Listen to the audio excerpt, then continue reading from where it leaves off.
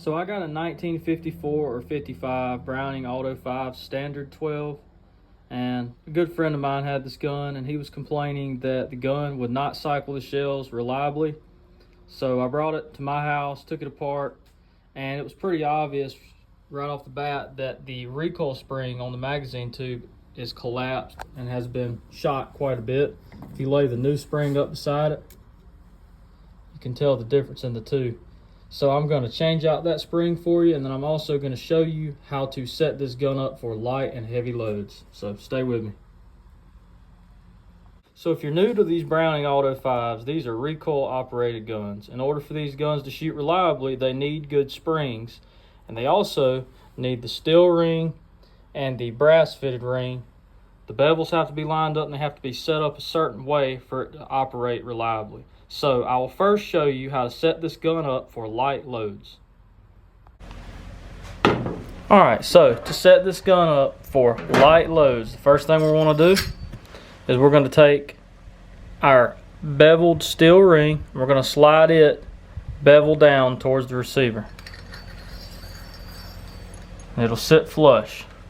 Next, we're going to take our new recoil spring, we're going to slide it on the magazine tube. Okay, and then we're going to take our brass plated, copper plated ring, I'm not sure what that material is, and you see how I have the two gaps lined up. The steel ring and the inner ring are lined up. We're going to slide this bevel up towards the barrel ring.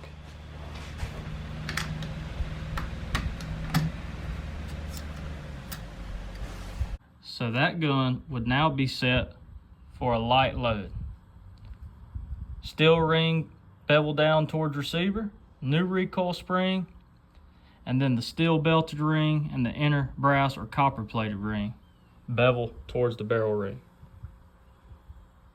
Alright, now we have this gun set up for heavy loads. We've got our new recoil spring, followed by our steel ring bevel towards the front, and then our brass or copper plated ring also bevel towards the front.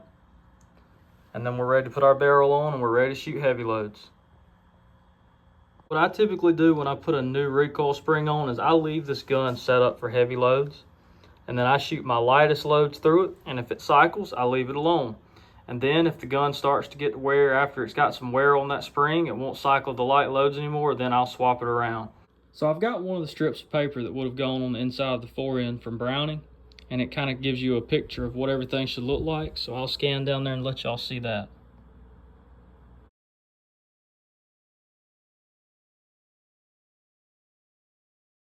So what I like to do before I shoot is I'll take this off, make sure that magazine tube is clean, no burrs. I'll apply a light coat of oil, I'll put everything back, and then I'll go shoot it. If you're having problems with your gun cycling, it's important to know there's also an action spring that runs through the stock, and sometimes that needs to be changed. It returns the bolt after it's been fired back into the correct place. So I'll do a video later on how to replace your action spring. So let's go shoot this gun after a coat of oil and let's see how it does. Alright, so let's fire it and see how it does.